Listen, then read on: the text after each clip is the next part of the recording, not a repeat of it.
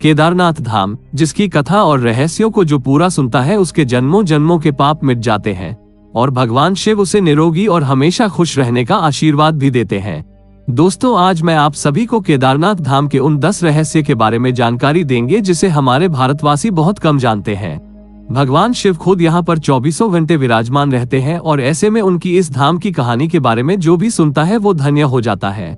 इसीलिए दोस्तों, इस वीडियो को पूरा जरूर देखेंगे और कमेंट बॉक्स में हर हर महादेव जरूर लिख देंगे।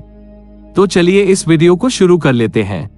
पहला रहस्य, केदारनाथ धाम का रहस्यमय निर्माण। केदारनाथ मंदिर का निर्माण बड़ी बड़ी पत्थरों, चट्टानों, शिलाखंडों से किया गया है। इन शिलाखंडों को आपस में जोड़ने के लिए इंटरलॉकिंग तकनीक को अपनाया गया है, जिसमें कहीं भी सीमेंट इत्यादि का प्रयोग नहीं किया गया है। अब इसमें सबसे बड़ा रोचक तथ्य और ऐसे ही है जो केदारनाथ धाम से समुद्र तल से 22,000 फीट की ऊंचाई पर स्थित है। इतनी अधिक ऊंचाई पर इतनी विशाल शिलाखंड को पहुंचाना और फिर उन्हें एक के ऊपर एक रखकर इंटरलॉकिंग करना किसी मानव के लिए सक्षम नहीं दिखता। आज तक इस रहस्य का खुलासा नहीं हो पाया कि आखिर इतनी भारी पत्थर को इतनी ऊंचाई पर लाकर व तराश कर कैसे मंदिर की शक्ल दी गई होगी, खासकर ये विशालकाय छत कैसे खंभों पर रखी गई होगी। दूसरा रहस्य है केदारनाथ धाम की भौगोलिक स्थिति। केदारनाथ धाम में एक तरफ करीबन 22,000 फुट केदार, दूसरी तरफ 21,600 फुट ऊंचा खर्च कुंड और तीसरी तरफ 22,700 फुट ऊंचा भरत कुंड का पहाड़ न सिर्फ 3 पहाड़ बल्कि 5 नदियों का संगम भी है। यहाँ मंदाकिनी, मधु, गंगा, क्षीर गंगा, सरस्वती और स्वर्ण गौरी है।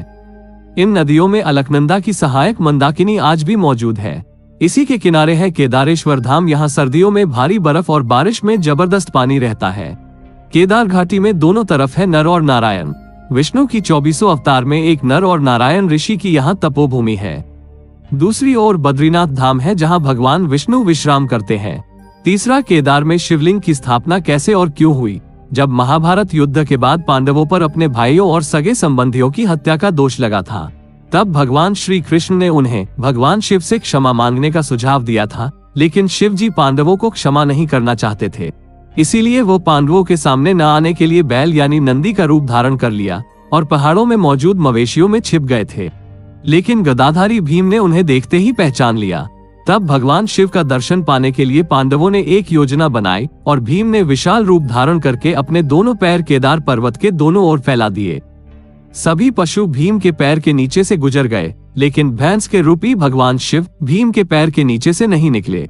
तब भगवान शिव को पहचानकर उस भैंस को पकड़ना चाहा तो वो भैंस धरती में समाने लगा। तभी भीम ने भैंसे का पिछला भाग कसकर पकड़ लिया। भगवान शिव पांडवों की भक्ति से प्रसन्न होकर उन्हें दर्शन देकर पाप मुक्त कर दिया। कहा जाता है कि तभी से भगवान शिव यहाँ भैंस की पीठ की आकृति के रूप में पूजे जाते हैं। मान्यता है कि इस भैंस का मुंह नेपाल में निकला, जहां भगवान शिव की पूजा पशुपतिनाथ के रूप में की जाती है। चौथा रहस्य, इस मंदिर का निर्माण किसने और क्यों किया। ऐसा कहा जाता है कि इस मंदिर के निर्माण के पहले यहाँ पर एक दूसरा मंदिर हुआ करता था, जिसे पांडवों ने बनाया था। लेकिन वक्त के थपेड़ों की मार के चलते ये मंदिर विलुप्त हो गया।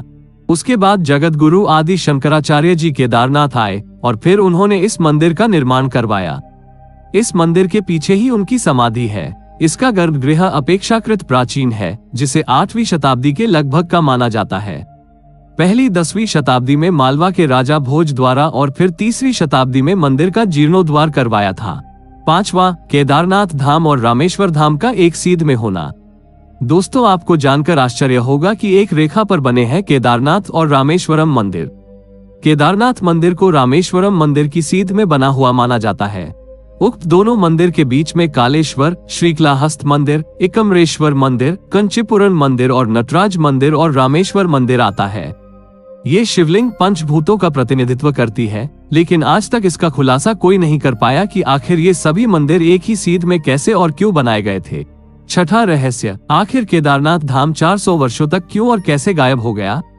देहरादून के वाडिया इंस्टीट्यूट की हिमालयन जियोलॉजिकल वैज्ञानिक विजय जोशी के अनुसार 3वीं से 7वीं शताब्दी तक यानी 400 साल का एक छोटा हिमयुग आया था, जिससे हिमालय का एक बड़ा क्षेत्र बर्फ केंद्र में दब गया था। उसमें ये मंदिर क्षेत्र भी था। विज्ञानियों के अनुसार मंदिर की दीवार और पत्थरों पर आज भी इसके निशान देखे जा सकते हैं। दरअसल केदारनाथ धाम का ये इलाका चूराबारी ग्लेशियर का ही एक हिस्सा है। वैज्ञानिकों का मानना है कि ग्लेशियरों के लगातार पिघलते रहने व चट्टानों के खिसकते रहने से आगे भी इस तरह का जल प्रलय या प्राकृतिक आपदाएं जारी रहेंगी। 7वां, केदारनाथ धाम का रहस्यमयी दीपक। दोस्तों, केदारनाथ धाम के साथ साथ यहाँ मौजूद दीपक बहुत रहस्यमयी है। आपको जानकर आश्चर्य होगा कि ये दीपक 6 महीने तक नहीं बुझता। दीपावली महापर्व के दूसरे दिन शीत ऋतु में मंदिर के द्वार बंद कर दिए जाते हैं, लेकिन 6 महीने तक मंदिर के अंदर दीपक जलता रहता है।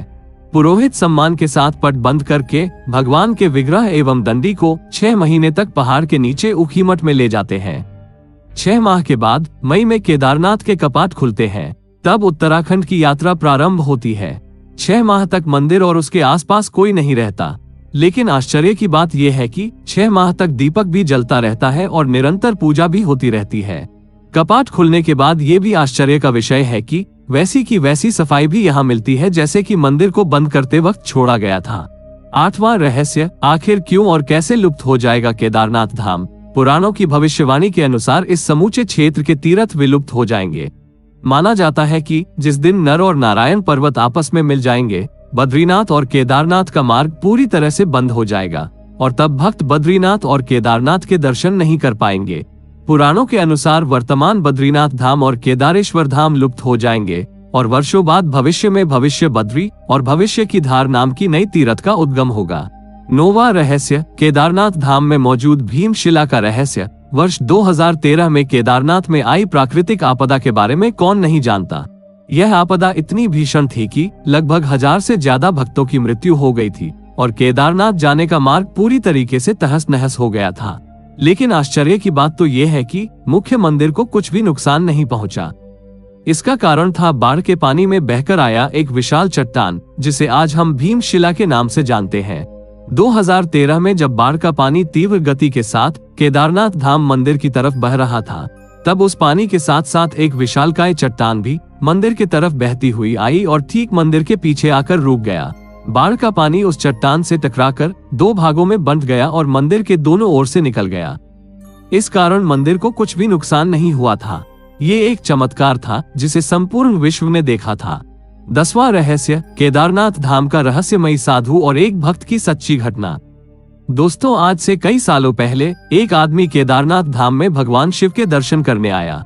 वो जिस वक्त आया उस वक्त केदारनाथ धाम के कपाट बंद होने वाले थे। उसने पुजारी से भोलेनाथ के दर्शन करने की इच्छा जाहिर की, परंतु पंडितों ने ये बोलकर उसे मना कर दिया कि केदारनाथ धाम अब 6 महीने के लिए बंद कर दिया गया है। ये सुनते ही वो भक्त बहुत दुखी हो गया, परंतु उसने अपने मन में ये संकल्प लिया कि जब तक वो केदारनाथ धाम के दर्शन नहीं करेगा वो यहाँ से हिलेगा तक नहीं। वो भूखे प्यासे बर्फ के ऊपर बैठा रहा। रात हुई और थोड़ी देर के बाद एक साधु उसके पास आया और उसने कुछ खाने के लिए उस भक्त को दिया और फिर उस साधु ने उसके सर पर हाथ फेरा। ये करते ही उस भक्त को नींद आ गई। वो भक्त जैसे ही उठा तो देखा कि कुछ पंडित केदारनाथ मंदिर का दरवाजा खोल रहे हैं। ये देखकर वो मंदिर की तरफ भागा और पंडित से जाकर बोला कि आपने तो बोला था कि अब मंदिर के कपाट ठीक 6 महीने बाद खुलेंगे, लेकिन आपने तो एक ही दिन में इसे दोबारा खोल दिया। ये बात सुनते ही उस पंडित के होश उड़ गए। उस पंडित ने उस भक्त को गौर से देखा और कहा, तुम तो वही भक्त हो ना जो 6 महीने पहले आए थे और दर्शन करना चाहते थे। उस भक्त ने बोला कि हाँ मैं वही हूँ, पर आपने तो कल ही मंदिर के दरवाजे बंद किए थे, लेकिन 6 महीने के बाद आप क्यों बोल रहे हैं। पंडित ने पूछा कि मंदिर के दरवाजे बंद होने के बाद तुम्हारे साथ क्या हुआ था, पहले तुम ये बताओ। उस भक्त ने जैसे ही उस साधु की बात कही कि एक अघोरी बाबा आए और मुझे खाने के फल दिया और मेरे सिर पे हाथ फेरा और मुझे नींद आ गई, और मैं जब जागा तो देख रहे हैं कि आप मंदिर का दरवाजा खोल रहे हैं। पंडित ये बात सुनते ही उस भक्त के चरणों पे गिर पड़ा और कहा कि आप जैसे शिव भक्त को मैं समझ नहीं पाया। भगवान भोलेनाथ ने समय चक्र को पल भर में आपके लिए 6 महीने आगे कर दिया ताकि आपको तकलीफ ना हो। दोस्तों, ये घटना बिल्कुल सच्ची है। भोलेनाथ तो भोले हैं, वो भाव के भूखे हैं, चाहे देव हो या दानव, जिसने उसे मन से पूजा वो उसी के हो गए। तो दोस्तों, ये थे केदारनाथ के 10 वो अनसुलझे रहस्य। वीडियो अच्छा लगे तो वीडियो को लाइक, शेयर और सब्सक्राइब बटन को क्लिक कर बेल आइकॉन को प्रेस करना नहीं भूलेंगे।